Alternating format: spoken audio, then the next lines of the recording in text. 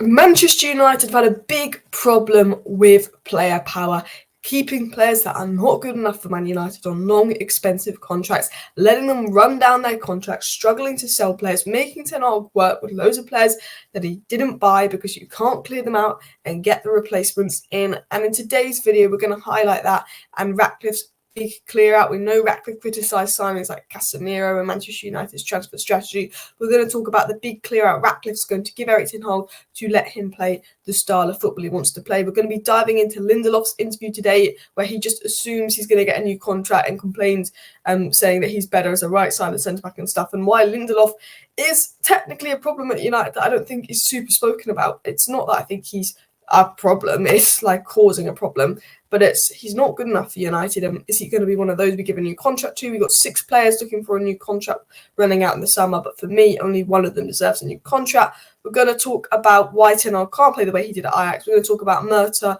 and Ratcliffe's fallout. We're going to talk about the Onana scandal. Now, I'm just going to say this on the Onana scandal. I think it's absolute lies.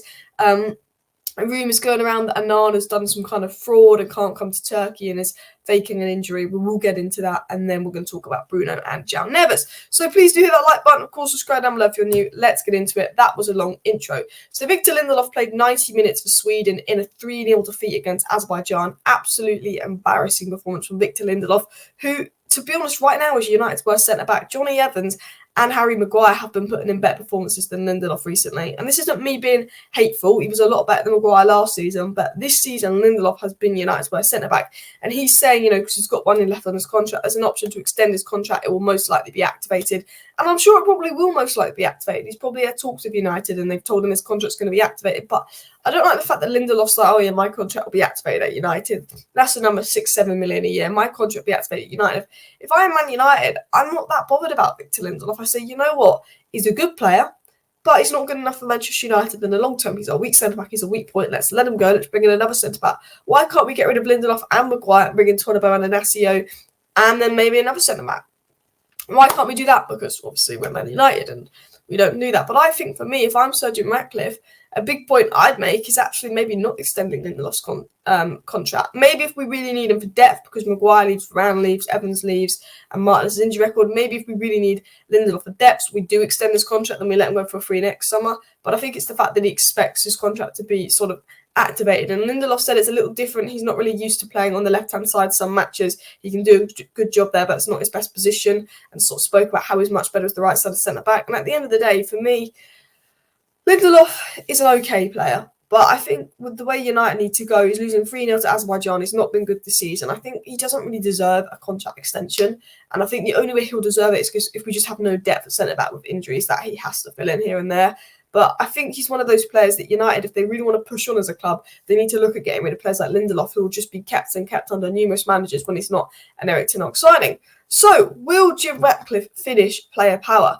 This is what we're talking about, because according to the transfer market, Wan-Bissaka, Lindelof, Martial, Mejbri, Evans, and Tom Heaton, his contracts are all up. And then you've got Reguilon and Amrabat, who I don't think United are going to keep beyond their loans from what I'm hearing.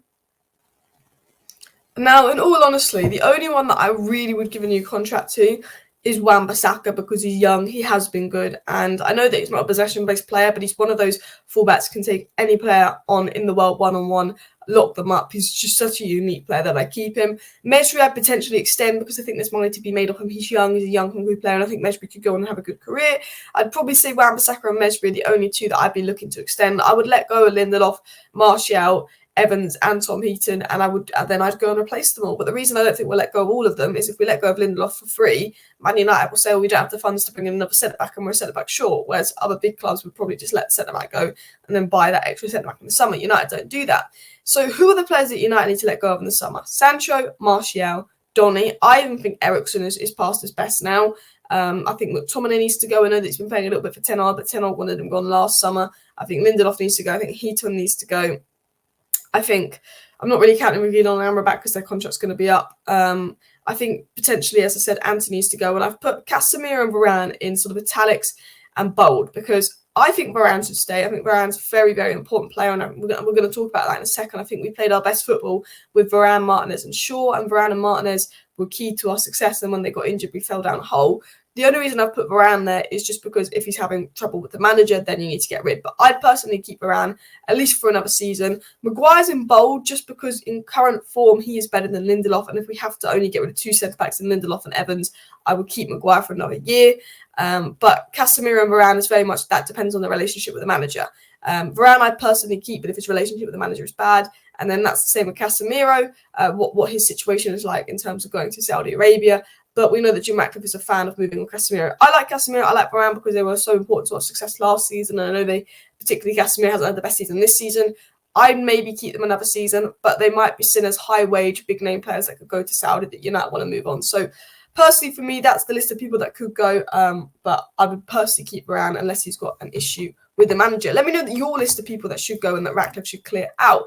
But I do think Ratcliffe will clear out Casemiro, and this is why. Because it was said that Manchester United will consider cashing in on Casemiro. He is being targeted for a big money move to Saudi Arabia, and Sir Jim Ratcliffe is believed to be open to offers for Casemiro to help fund United's rebuild. We know that Ratcliffe criticised Murtaugh's signing of Casemiro, didn't think it was the right signing. It was said by The Times that Sir Jim Ratcliffe questioned Man United's recent transfer policy when he visited the club in March. And he said the perspective of, why would you sign Casemiro? He's an old player, aging from Real Madrid. And I do get it to an extent. I think Casemiro was brilliant for us last season. And last season, I was so relieved we signed Casemiro because he's a top player and we needed a DM. But we know the way Erik Ten Hag traditionally played at Ajax, he didn't have any players as a similar profile to Casemiro. Casemiro is not the profile of player that you would ever see at Ajax, and it's not the kind of player that Ten Hag would actually play in the system he wanted to play when he first came to United. Hence why his priority for that position was De Jong, who isn't an out-and-out DM, but he wanted to play with the centre-back sort of going into the midfield and being involved in the midfield and build-up, and De Jong would be that sort of guy that could keep the ball, retain the ball, which I think is why Ten Hag has a favour for Kobbie Mainoo. But it's true, Casemiro was 60 million, wasn't he? He was in his 30s, big money from Real Madrid. Real Madrid were ready to move him on.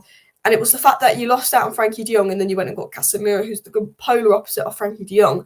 You do look at that and go, maybe that is bad business. The money for Casemiro, the money you paid for a player over 30 is a completely different profile to Frankie de Jong. So clearly the manager's going to have to adapt the way he intended on playing with Frankie de Jong and taught in pre-season because Casemiro is so different. And then you never bring in a Frankie de Jong type player. You can look at it like that. Now, I'm really happy with what Casemiro did in this first season for us and how good he was. But I guess when you look at it from a long-term strategy, Casemiro potentially was the wrong kind of signing. And I think Sir Jim is looking at it saying, I want to bring in Blanc, I want to bring in Paul Mitchell, and I want to be signing players in that 22 to 27 age range. I think Man United need to continue to bring in players in that age 22 to 27 age range. One of our best signings in recent years has been Bruno Fernandes. He was, 24 when we signed him. He came from the Portuguese league. It was a step up. United need to be looking at the Inacios, the Todibos, age 22 to 27. No one over 30. We need to be thinking of the long-term player and players that suit Ten Hag's philosophy. If we miss out on De Jong, we get a similar profile to De Jong. We don't go different for Casemiro. And I think Ratcliffe is right with that. Now, I want to quickly go into this comment that we've spoken about before and then go into a thread about why I do have a bit of sympathy for Ten Hag and why Sir Jim Ratcliffe needs to give Ten Hag a big clear out, because Ten Hag's working with players that were signed under Mourinho, Oli, and of course even Van Gaal. And Ten Hag sort of spoke about saying he can't play the way he wanted to play at Ajax because we have different profiles at United. But we know that Ten Hag originally wanted to play the way he did at Ajax at United and had to adapt because of the players we have at United. He was talking about the players at Ajax and how at United it's very different football. And that's because Ten Hag didn't get the clear out of players that he wanted. He's had injuries and there's also not got all the signings he wanted, like Frankie de Jong, like Todibo, like Kim Min-jae, like Harry Kane, which isn't going to help because centre-backs was really important in the way that Ajax played. And people don't realise how much the centre-back injuries are impacting United. And I saw a really good thread here by Kiro. I would definitely recommend checking out his Twitter account. There's really good threads and detailed analysis. And he spoke about how Ajax played in 2020, which is how Ten Hag wanted to play, which was, 3-2-5 and build up. And Blind and Martinez were key players because they had the ability to move into the sixth role in build up, which is something that Martinez did a little bit for us last season, which I think we're massively missing this season. I think Martinez's absence is one of the biggest things because our season went wrong after Sevilla. Remember that after Sevilla, it went wrong when Martinez got injured. And he sort of spoke about Ajax did a 3-2-5 and build up. They could go through the middle and, worked well against Premier League sides. Ajax played well against Premier League sides. And he spoke about, sort of United's best game was when we had Varane, Martinez and Shaw. He said these three players played together. Martinez moves into the sixth role. Man United's best ever time was when Varane, Martinez and Shaw were playing because Martinez could go into the sixth role and it really helped us in build-up. And we saw that Sevilla game 2-2, when Martinez and Varane got injured, that was the end of our season, and we've not recovered since. Martinez came back a little bit here and there, but you could tell he was playing with an injury. And I think it's the reason, one of the reasons I'm not Ten Hag out is because, one, he needs to clear out, he needs to get rid of players that aren't Ten Hag players and aren't allowed to play the style of football he wants to play. He hasn't got a lot of the profiles in the squad to play the way he wanted to play that we saw elements of last season between maybe like December and February. But also because Martinez is his signing, his most important player is injured. Luke Shaw is missing, and Luke Shaw and Martinez are big players for United. And Kiro mentioned about Martinez's passing ability, his IQ, his ability to go into the six, and there's just no replacement in the squad for Martinez. The closest would be almost Luke Shaw, but Luke Shaw's also injured as well. And he said that, look, Ten Hag, needs the right players to bring him his philosophy. He needs those players, but he also, we need to get rid of a lot of those players to fund that. We need a good few signings that actually allow us to play the way that Ten Hag wants to play, and we need to get rid of the deadwood. And I think that might be why we are looking at Inacio, because he's a similar profile to Martinez, and if Martinez gets injured, Inacio is potentially there. But I think United need to sign Todibo, they need to sign Inacio, they need to sign a proper sort of 6/8 that's very mirrors the Frankie de Jong style of play, maybe even another 6/8 like someone like Onana that's more physical. I think United need their Frankie de Jong type player, and I think United need a long-term Eriksen replacement. I think they need a right winger, and I think they need another striker to help out Højlund as well. Moving on, there was some rumours about Onana, and it was essentially said that Galatasaray Congress member Ati Kerem Bahandir Seka, probably said that name wrong, claimed that Andre Onana and a few footballers defrauded him, and Onana faked his injury to avoid coming to Turkey. There's a rumour coming about that Onana's not actually injured. He's faking his injury so he doesn't have to go to Galatasaray in the Champions League game, because he's going to get in trouble if he goes to Turkey.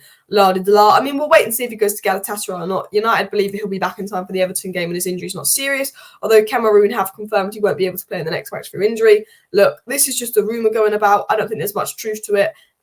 No one's really reporting it. I don't care. I don't want to pay much attention to this rumour. I don't think Onana's done anything wrong, as far as I'm aware. Continuing on, the last thing I want to speak about is João Neves. Now, I was having a conversation with someone about how Bruno has been not his best for United this season when he turns up for Portugal and is amazing every time. And I said that's because he's playing with better players at Portugal.